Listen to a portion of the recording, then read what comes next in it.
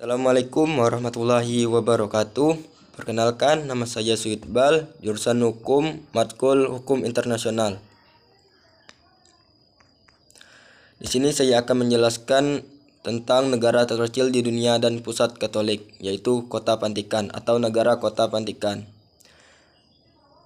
Kota Vatikan adalah negara merdeka terkecil di dunia, baik dari segi luas, wilayah maupun jumlah penduduk.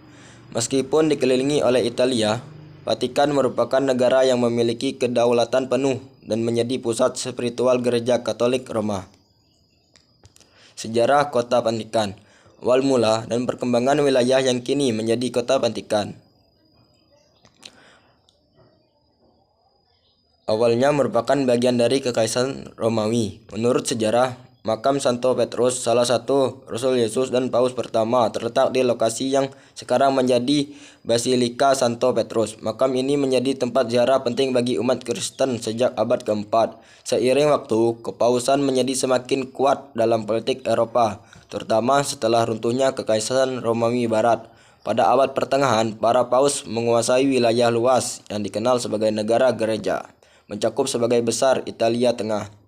Pembentukan negara Vatikan. Pada tahun 1870, ketika Italia disatukan, negara gereja direbut oleh pasukan Italia dan Roma dijadikan ibu kota. Paus menolak mengakui pemerintahan Italia dan mengasingkan diri di dalam Vatikan, menciptakan ketegangan selama puluhan tahun.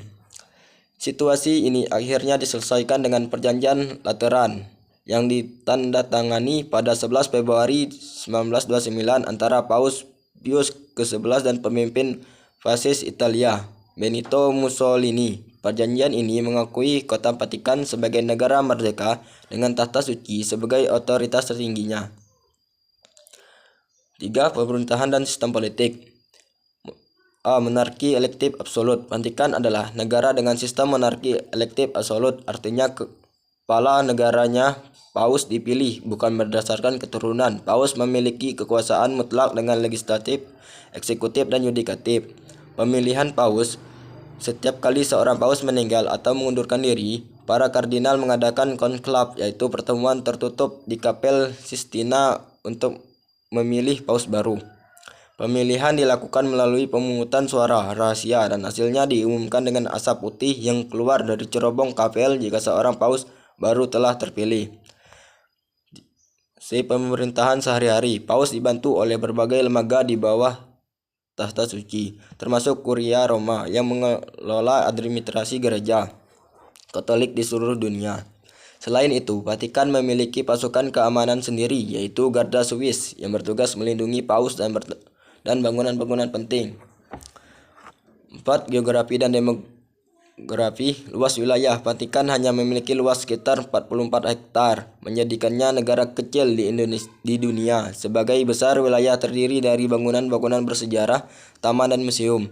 Jumlah penduduk. Penduduk Vatikan berjumlah kurang dari 1.000 orang, terdiri dari paus, kardinal, dan penjabat gerejawi, biara dan biarawati, garda Swiss, pengawal administratif. Sebagian besar penduduknya adalah warga negara Vatikan, tetapi kewarganegaraan ini tidak bersifat turun-temurun dan hanya diberikan kepada mereka yang bekerja di dalam negara. 5. Budaya dan keagamaan. Sebagai pusat agama Katolik, Vatikan memiliki peran besar dalam ibadah, doktrin gerejawi, dan pengarahan moral bagi lebih dari 1,3 miliar umat Katolik di dunia. Selain itu, Vatikan juga merupakan pusat seni dan budaya dengan berbagai bangunan megah dan koleksi seni yang luar biasa. Bangunan ikonik, Basilika Santo Petrus, gereja terbesar dan salah satu yang paling suci dalam agama Katolik, dibangun di atas makam Santo Petrus, didesain oleh seniman terkenal seperti Michelangelo dan Bernini. Kapel Sistina, terkenal dengan lukisan langit-langit karya Michelangelo, tempat berlangsungnya konklav untuk memilih paus baru. Museum Vatikan menyimpan ribuan karya seni dari berbagai era, termasuk patung kuno dan lukisan dari seniman terkenal seperti Raphael dan Leonardo da Vinci.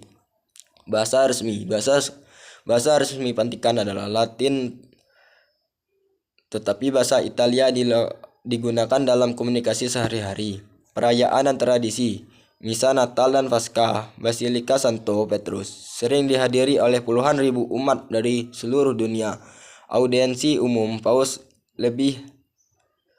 setiap hari Rabu, di mana Paus menyampaikan pesan dan memberkati para perziarah. Ekonomi Vatikan. Meskipun kecil, Vatikan memiliki sumber pendapatan yang cukup untuk menjalankan negaranya. Beberapa sumber ekonomi utama Vatikan meliputi: 1. Pariwisata, ratusan ribu wisatawan mengunjungi Vatikan setiap tahun. 2. Donasi umat Katolik, dana dari umat Katolik di seluruh dunia, dikenal sebagai Petrus Pense. 3. Penjualan perangko dan souvenir. Vatikan memiliki kantor pos sendiri yang mengeluarkan perangko eksklusif bagi kolektor. 4. Publikasi dan media. Vatikan memiliki surat kabar resmi L'Osservatore Romano, serta radio dan televisi yang menyiarkan acara-acara kepausan. Vatikan sebagai subjek hukum internasional. Vatikan diakui sebagai subjek internasional karena memiliki status unik yang berbeda dari negara pada umumnya. Pengakuan ini didasarkan pada sebagai aspek historis, hukum, dan politik yang menjadikannya entitas yang dapat menjalankan hubungan diplomatik serta memiliki hak dan kewajiban dalam sistem hukum internasional. Berikut adalah penjelasannya rinci mengenai mengapa Vatikan dapat dikategorikan sebagai subjek hukum internasional. 1. Pengertian subjek hukum internasional. Dalam hukum internasional, subjek hukum adalah entitas yang memiliki hak dan kewajiban serta dapat bertindak dalam ranah hukum internasional. Secara umum, subjek hukum internasional meliputi negara berdaulat, organisasi internasional, kelompok pemberontak, atau gerakan nasional tertentu, individu dalam kasus tertentu. Meskipun Vatikan memiliki ciri yang berbeda dari negara-negara lain, entitas ini tetap memenuhi kriteria sebagai subjek hukum internasional berdasarkan pengakuan internasional dan perannya dalam hubungan diplomatik. Status hukum Vatikan. Vatikan bukan negara biasa seperti negara-negara lain, tetapi merupakan entitas unik yang diakui secara internasional. Secara hukum, entitas ini dikenal dengan nama Tahta Suci Holy See, yang merupakan pemerintahan Gereja Katolik Roma yang dipimpin oleh Paus. Ada beberapa alasan utama mengapa Vatikan diakui sebagai subjek hukum internasional. Yang pertama, kedaulatan Tahta Suci. Tahta Suci adalah pusat otoritas Gereja Katolik yang memiliki kekuasaan spiritual dan administratif yang luas. Tahta Suci telah memiliki hubungan diplomatik dengan berbagai negara jauh sebelum Vatikan berdiri sebagai negara dalam bentuk yang ada saat ini. Keberadaan Tahta Suci sebagai subjek hukum internasional tetap diakui meskipun Vatikan adalah wilayah kecil. Yang kedua, Perjanjian Lateran 1929. Perjanjian Lateran ditandatangani antara Tahta Suci dan Italia pada 11 Februari 1929. Dalam perjanjian ini, Italia mengakui Vatikan sebagai entitas berdaulat yang independen. Perjanjian ini memastikan bahwa Vatikan memiliki kedaulatan penuh atas wilayah dan diakui dalam hubungan internasional. 3. Hubungan diplomatik yang luas. Vatikan memiliki hubungan diplomatik yang lebih dari 180 negara di dunia. Tahta Suci mengirim dan menerima duta besar serta memiliki status pengamat tetap di PBB sejak 1964. Keterlibatan Vatikan dalam berbagai perjanjian dan organisasi internasional menunjukkan bahwa ia diperlukan sebagai subjek hukum internasional. 4. Keanggotaan dan partisipasi dalam organisasi internasional. Meskipun Vatikan bukan anggota PBB secara penuh, Tahta Suci memiliki status pengamat permanen yang memungkinkannya untuk berpartisipasi dalam pertemuan dan menyampaikan pandangan. Vatikan juga merupakan anggota sebagai berbagai organisasi internasional seperti Organisasi Kesehatan Dunia, Organisasi Pangan dan Pertanian, Organisasi Internasional untuk Migrasi. 3. Perbedaan antara Tahta Suci dan Negara Vatikan. Salah satu aspek unik dari Vatikan adalah perbedaan antara Tahta Suci dan Negara Kota Vatikan. Tahta Suci adalah otoritas spiritual yang mewakili Gereja Katolik Roma dan telah ada selama ribuan tahun. Negara Kota Vatikan adalah entitas yang dibentuk berdasarkan Perjanjian Lateran tahun 1929 dan menjadi wilayah fisik tempat tahta suci beroperasi. Dengan kata lain, tahta suci adalah subjek hukum internasional yang lebih luas dan tetap ada bahkan jika negara kota Vatikan tidak ada. 4. Karakteristik Vatikan sebagai subjek hukum internasional. Meskipun ukurannya kecil, Vatikan memiliki beberapa karakteristik utama yang membuat diakui sebagai subjek hukum internasional. Yang pertama, memiliki wilayah dan kedaulatan. Negara Kota Vatikan memiliki luas sekitar 44 hektar, menjadikannya negara terkecil di dunia. Meskipun kecil, wilayah ini memiliki pemerintahan yang independen dan berdaulat.